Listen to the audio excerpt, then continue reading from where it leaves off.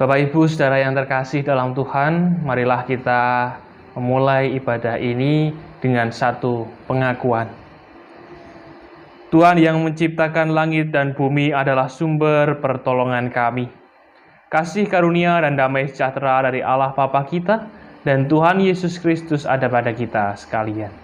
Amin.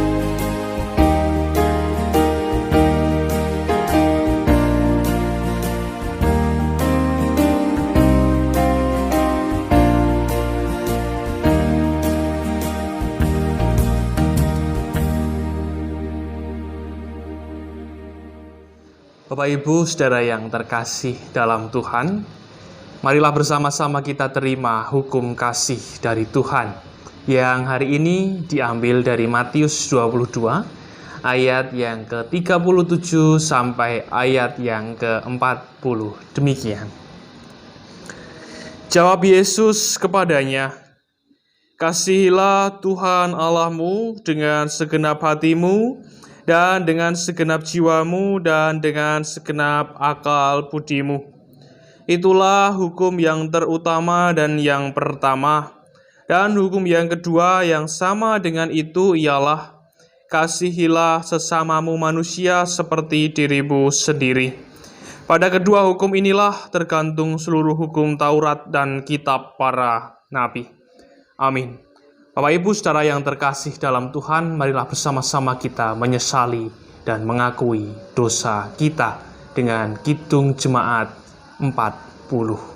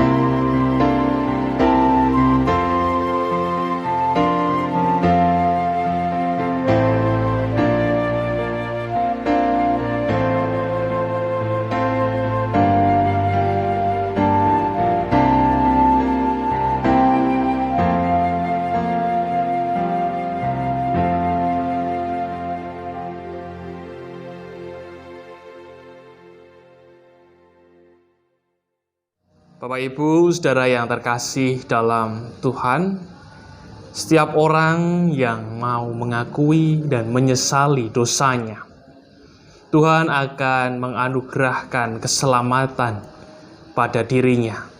Sebagaimana berita anugerah kita hari ini yang diambil dari 2 Timotius pasal yang kedua, ayatnya yang ke-11, demikian. Benarlah perkataan ini, jika kita mati dengan Dia, kita pun akan hidup dengan Dia. Amin. Demikianlah berita anugerah dari Tuhan.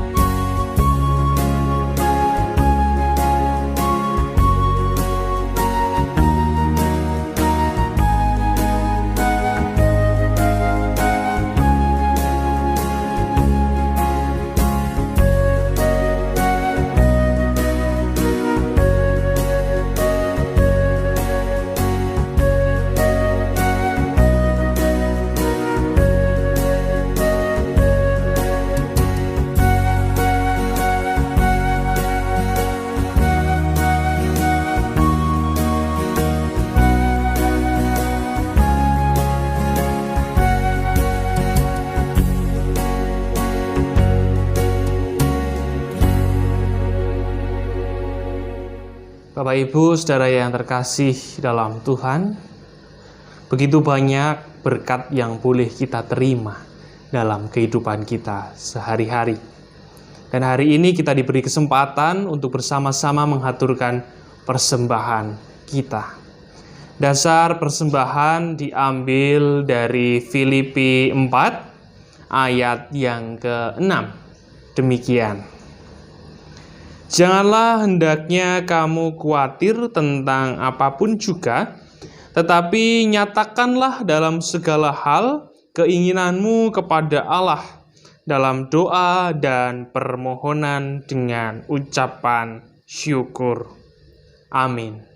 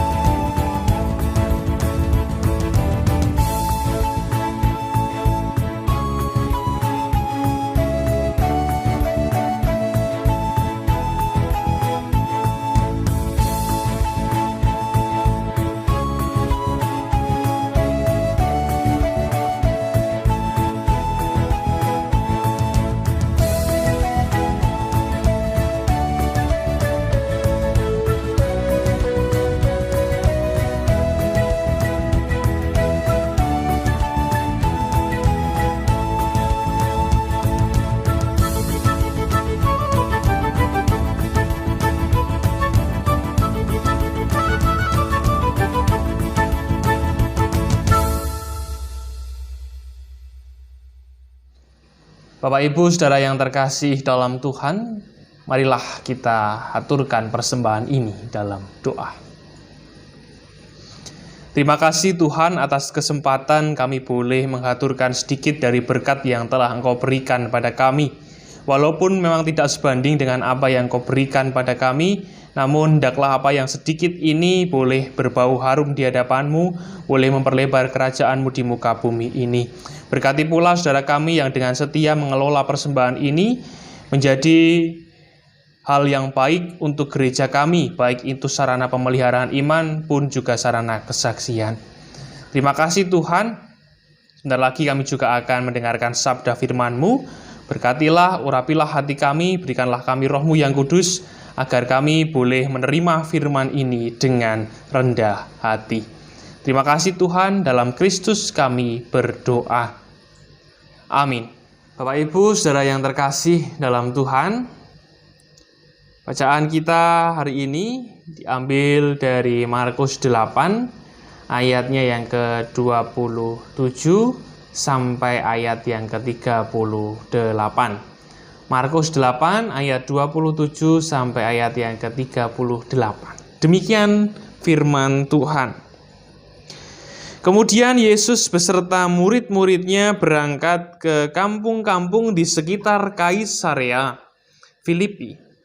Di tengah jalan ia bertanya kepada murid-muridnya, katanya, "Kata orang, siapakah aku ini?"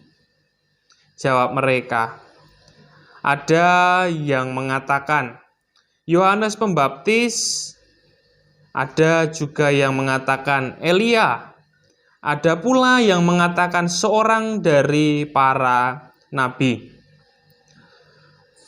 Ia bertanya kepada mereka, "Tetapi apa katamu? Siapakah aku ini?" Maka jawab Petrus, "Engkau adalah Mesias." Lalu Yesus melarang mereka dengan keras supaya jangan memberitahukan kepada siapapun tentang Dia. Kemudian mulailah Yesus mengajarkan kepada mereka bahwa Anak Manusia harus menanggung banyak penderitaan dan ditolak oleh tua-tua, imam-imam kepala, dan ahli-ahli Taurat, lalu dibunuh dan bangkit sesudah 3 hari. Hal ini dikatakannya dengan terus terang, tetapi Petrus menarik Yesus ke samping dan menegur dia. Maka berpalinglah Yesus dan sambil memandang murid-muridnya, ia memarahi Petrus, katanya, "Enyahlah iblis, sebab engkau bukan memikirkan apa yang dipikirkan Allah, melainkan apa yang dipikirkan manusia." Lalu Yesus memanggil orang banyak dan murid-muridnya dan berkata kepada mereka, "Setiap orang yang mau mengikut aku, ia harus menyangkal dirinya, memikul salibnya dan mengikut aku. Karena siapa yang mau menyelamatkan nyawanya, ia akan kehilangan nyawanya. Tetapi barang siapa kehilangan nyawanya karena aku dan karena Injil, ia akan menyelamatkannya. Apa gunanya seorang memperoleh seluruh dunia, tetapi ia kehilangan nyawanya? Karena apakah yang dapat diberikannya sebagai ganti nyawanya? Sebab barang siapa malu karena aku dan karena perkataanku di tengah-tengah angkatan yang tidak setia dan berdosa ini, Anak Manusia pun akan malu karena orang itu apabila ia datang kelak dalam kemuliaan Bapanya, diiringi malaikat-malaikat kudus. Amin. Demikianlah firman Tuhan, dan yang berbahagia adalah setiap kita yang mendengarkan firman Tuhan dan yang memeliharanya. Bapak Ibu Saudara yang terkasih dalam Tuhan, ada ungkapan lidah itu memang tidak bertulang. Hari ini bisa bilang A, besok bisa bilang B, besok lagi bisa bilang C, D, dan seterusnya. Ada lidah yang bisa mengungkap fakta, ada lidah yang hanya bisa mengungkap opini, namun ada juga lidah yang hanya bisa mengungkap kabar burung. Lidah yang mengungkap fakta, misalkan, hari ini Mas Adit melayani ibadah daring. Ini fakta ya. Lidah yang mengungkap opini. Wah, khotbahnya Mas Adit kemarin kurang jos, kurang greget. Nah, ini opini, karena pendapat setiap orang dan orang lain pasti berbeda. Ada juga lidah yang mengungkapkan kabar burung atau desas-desus. Ini juga banyak terjadi di antara kita. Contohnya, kemarin Mas Adit setelah dari gereja mampir di bakmi Jawonya Pak Har, begitu. Mungkin hanya mirip, tetapi saya dikonfirmasi ternyata tidak. Jadi kabar burung adalah kabar yang tidak jelas kebenarannya. Nah, berbagai macam hal itu bisa dilakukan oleh lidah. Jadi benar ungkapan bahwa lidah itu tidak bertulang. Demikian juga yang terjadi di dalam cerita yang kita baca hari ini.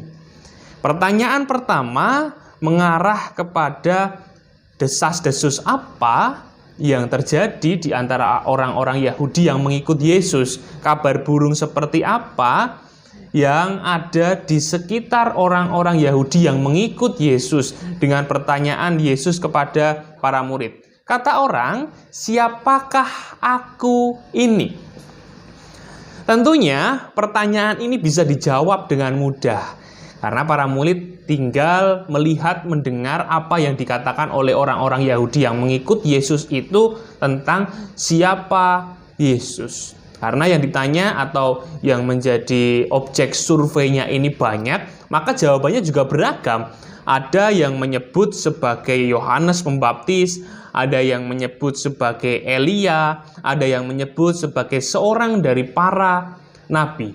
Jawabannya bisa beragam, karena ini desas-desus, kabar yang tidak jelas kebenarannya. Lalu mulai meningkat ke pertanyaan yang kedua. Pertanyaan kedua kita bisa melihat di ayat yang ke-29. Tetapi apa katamu? Siapakah aku ini? Pertanyaan ini hendak mengiring opini para murid tentang siapakah Yesus. Karena ini menaruh perhatian kepada opini atau pendapat para murid. Para murid tidak bisa langsung menjawab karena mereka harus mempertanggungjawabkan apa yang menjadi pendapatnya. Dan satu dari para murid yang berani untuk mengungkap atau menjawab pertanyaan ini adalah Petrus.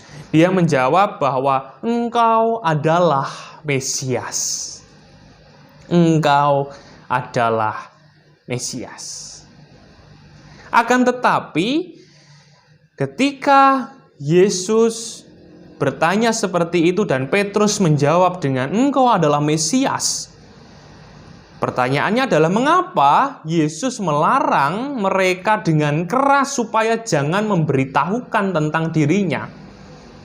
Jadi ketika Petrus bilang engkau adalah Mesias, lalu mereka semua dilarang jangan membicarakan tentang diriku, jangan membicarakan tentang siapa aku. Kenapa? Bahkan kata yang digunakan dalam kata kerja melarang dengan keras ini menggunakan bahasa Yunani epitimau. Kata kerja ini juga digunakan untuk mengusir setan, untuk meredakan angin kencang. Ini kata yang sungguh keras Bapak Ibu sebenarnya. Bila kita lihat bahwa kata kerja ini juga digunakan untuk mengusir setan. Dan ini pun digunakan untuk melarang para murid memberitahukan siapa Yesus. Kenapa? Karena ada perbedaan konsep Mesias antara Yesus dan para murid, pun juga orang-orang Yahudi yang mengikut Yesus. Petrus bisa memiliki konsep Mesias, yaitu Mesias politik, di mana Mesias yang menjadi pandangannya, anggapannya adalah Mesias yang bisa mengeluarkan bangsa Israel dari jajahan Romawi.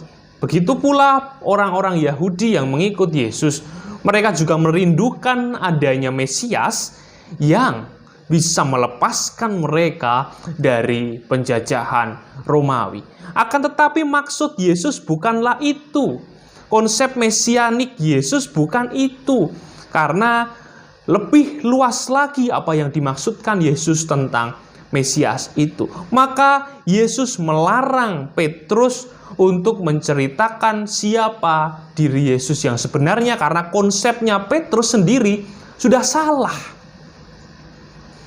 Ia melarang Petrus karena tahu bahwa konsep Petrus tentang Mesias salah. Kalau Tuhan Yesus tidak melarang Petrus, maka akan terjadi pembohongan, akan terjadi fitnah di mana-mana. Hanya karena satu hal, lidahnya Petrus. Itulah mengapa Tuhan Yesus melarang dengan keras epitimau untuk menceritakan siapa dirinya. Dan setelah itu Tuhan Yesus menceritakan tentang konsep mesianiknya, bahwa Mesias itu adalah anak manusia yang harus menanggung banyak penderitaan, ejekan, cercaan, cemoohan. Dia harus ditolak oleh imam-imam kepala, ahli-ahli Taurat, disalibkan, disiksa, dibunuh, dan mati. Tentunya konsep mesianik Yesus bertentangan dengan Petrus dan orang-orang Yahudi yang lainnya. Dan karena egonya Petrus bahwa Mesias itu harus sesuai dengan apa yang dikehendakinya, ia menegur Yesus. Sayangnya kita tidak bisa melihat, karena tidak diberikan keterangan dalam teks kita, bagaimana cara Petrus menegur, bagaimana kata-kata yang digunakan Petrus untuk menegur Yesus. Saya bisa membayangkan Bapak Ibu, mungkin Petrus akan bilang, tidak Yesus, Mesias itu nggak begitu. Mesias itu harus menang, tampil sebagai raja. Mesias itu harus menggunakan kuda dalam berperang dan bisa mengusir Romawi dari bumi Yahudi ini. Kira-kira begitu. Akan tetapi ada teguran yang lalu diberikan lagi kepada Petrus. Yesus memarahi Petrus, "Enyahlah iblis, sebab engkau bukan memikirkan apa yang dipikirkan Allah, melainkan apa yang dipikirkan manusia." Petrus hanya berpikir tentang dirinya. Petrus hanya berpikir Mesias itu bisa benar-benar mengenyangkannya. Petrus hanya berpikir bahwa Mesias itu hanya bisa sesuai dengan apa yang diharapkannya. Ketika Petrus mendengar konsep mesianis Yesus, dia tidak bisa menerima itu. Dia tidak bisa menerima keberbagaian berpikir yang terjadi. Bisa kita bayangkan ketika Petrus mengekang pendapatnya itu dan dia menceritakan kepada banyak orang bahwa Yesus adalah Mesias politik. Pasti akan terjadi banyak fitnah, akan terjadi banyak pembohongan. Oleh karena itu tepat sekali ketika Yesus melarang Petrus dengan berkata epitimau, kata kerja untuk diam. Melarang Petrus untuk mengatakan apapun tentang Yesus. Bapak Ibu Saudara yang terkasih dalam Tuhan, kita bisa membayangkan bagaimana lidah itu bisa sangat berbahaya. Bisa menggiring opini massa, bisa menggiring suatu hal yang sebenarnya itu tidak benar, dan bisa diakuisisi sebagai kebenaran. Lidah kita sangat berbahaya. Kita bisa menjadikan lidah sebagai berkat, namun lidah kita juga kadang bisa menjadi laknat. Dan berbicara tentang lidah, pasti erat kaitannya dengan komunikasi. Karena kita berkomunikasi ya dengan ucapan ya, dengan lidah kita. Gestur, lalu sentuhan atau apa itu hanya mungkin variabel-variabel yang lainnya, variabel-variabel kecilnya. Tetapi intinya ketika kita berbicara tentang komunikasi, yang terpenting adalah ucapan, dan ucapan itu hadir dalam lidah kita. Ada satu quotes yang menarik untuk kita hidupi bersama atau kita perhatikan bersama di hari ini, Bapak Ibu. The biggest communication problem is we don't listen to understand. We listen to reply.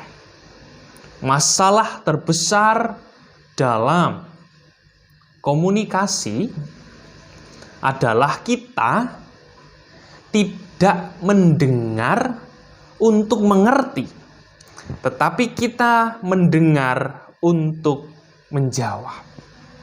Saya ulangi sekali lagi ya. Masalah terbesar dalam komunikasi kita adalah kita tidak mendengar untuk mengerti, tetapi kita mendengar untuk menjawab. Itu masalah terbesar dalam komunikasi kita. Jadi banyak cercaan, banyak konflik, ada banyak permusuhan karena kita tidak menggunakan lidah kita secara baik. Karena kita hanya ingin mendengar untuk lalu bisa menjawab, menyerang balik orang atau lawan bicara kita. Oleh karena itu, dalam hal mendengar mungkin terasa mudah. Gampang dong mas, kan cuma mendengarkan. Ya, itu mudah. Akan menjadi sangat sulit ketika kita tidak punya kerendah hatian. Ketika kita tidak bisa mendengar dengan baik, itu adalah akibat dari keangkuhan diri kita, ketidakrendah hatian kita. Karena kita merasa diri kita paling benar, jadi tidak perlu untuk mendengarkan suara orang lain. Kita merasa posisi kita paling tinggi sehingga orang-orang yang di bawah kita ketika bersuara ya dibungkam saja, tidak penting, tidak perlu. Oleh karena itu, memiliki kerendahan hatian menjadi kunci kita hari ini. Bapak Pendeta Anung kemarin sempat memberi wejangan pada saya. Beliau berkata, "Dit, yuk belajar merendahkan diri. Rendahkanlah dirimu serendah-rendahnya. Rendahkanlah dirimu serendah-rendahnya hingga orang lain tidak bisa merendahkan kamu lagi." Tuhan memberkati kita. Amin. Mari kita bersama masuk dalam saat teduh.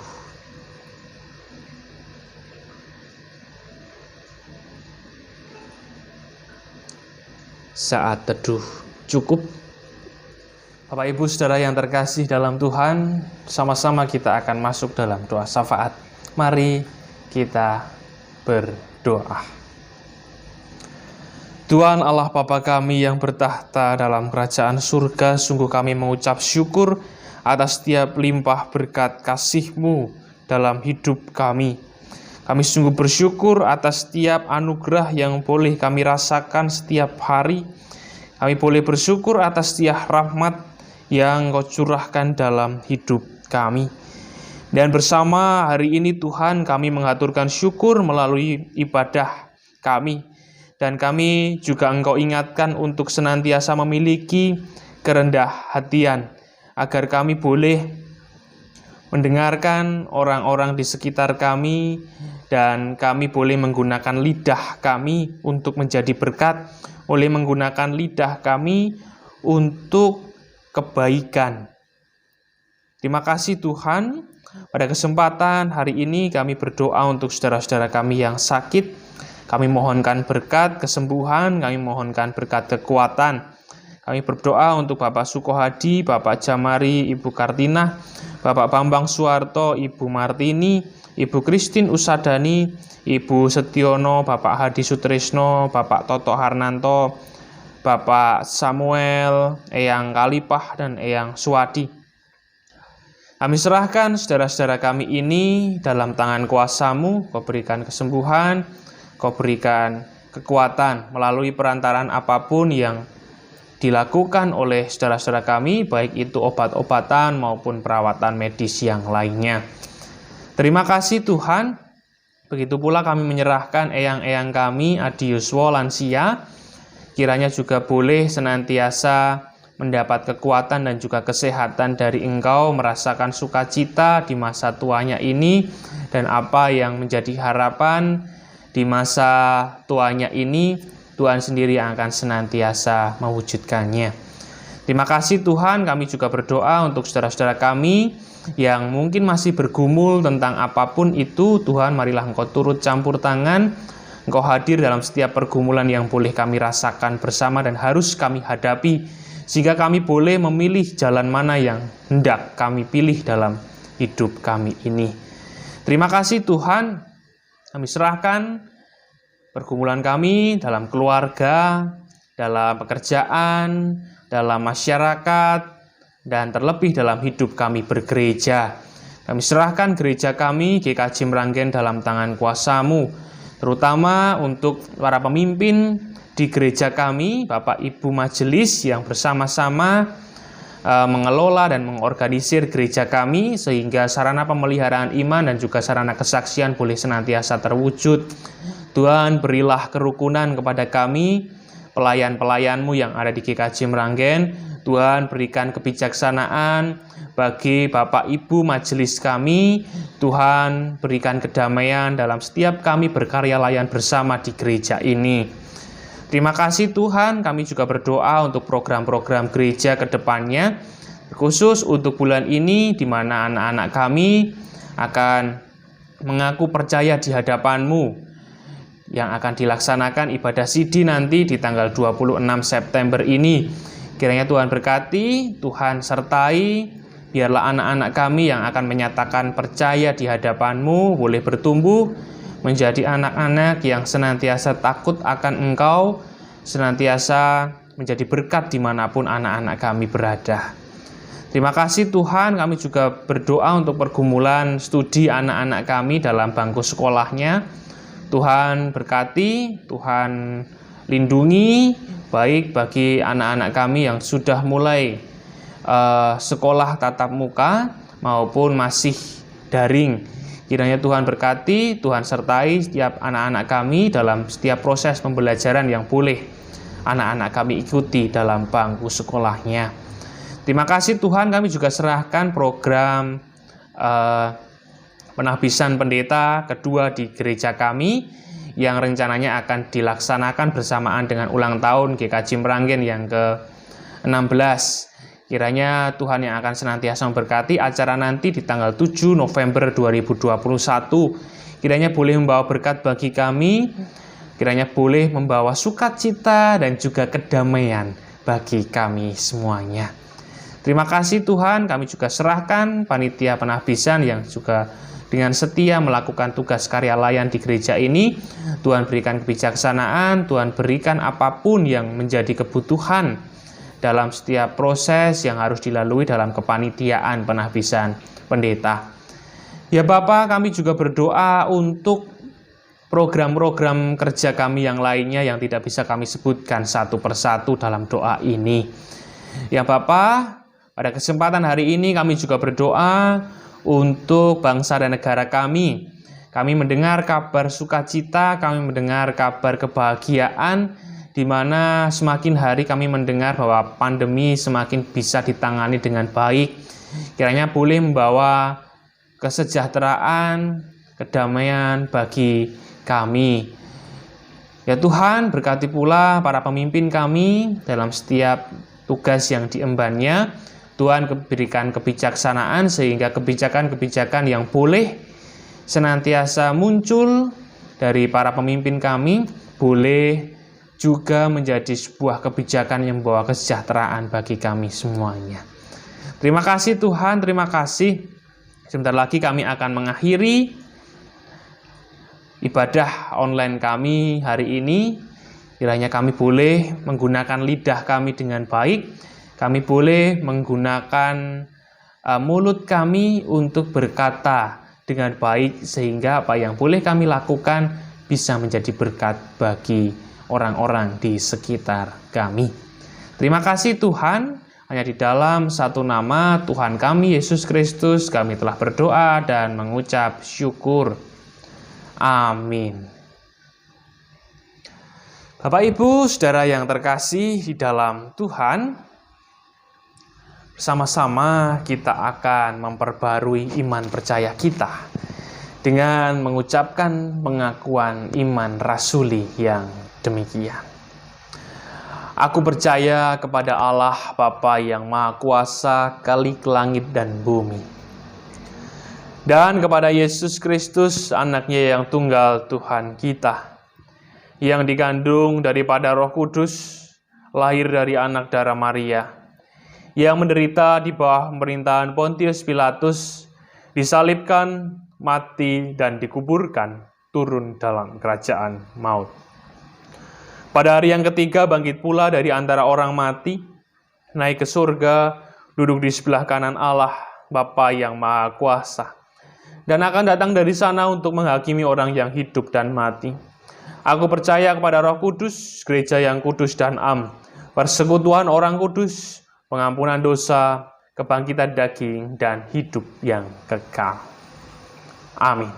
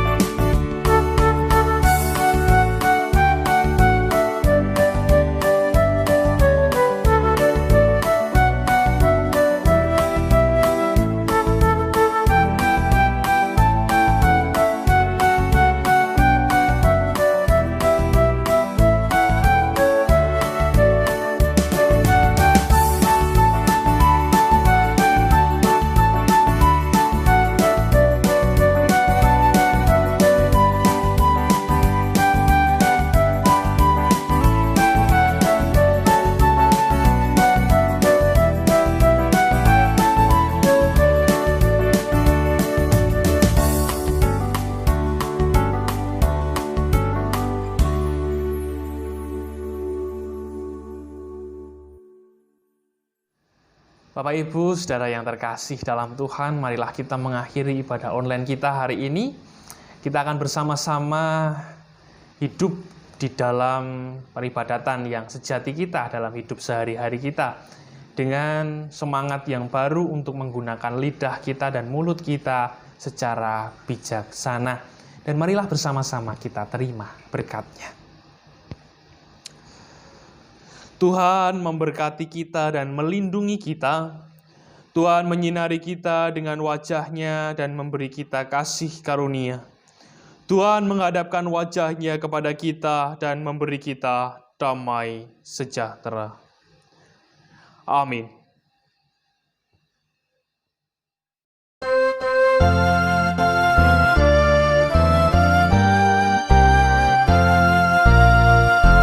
Kepadamu puji-pujian, pada syukur dan segala kemuliaan.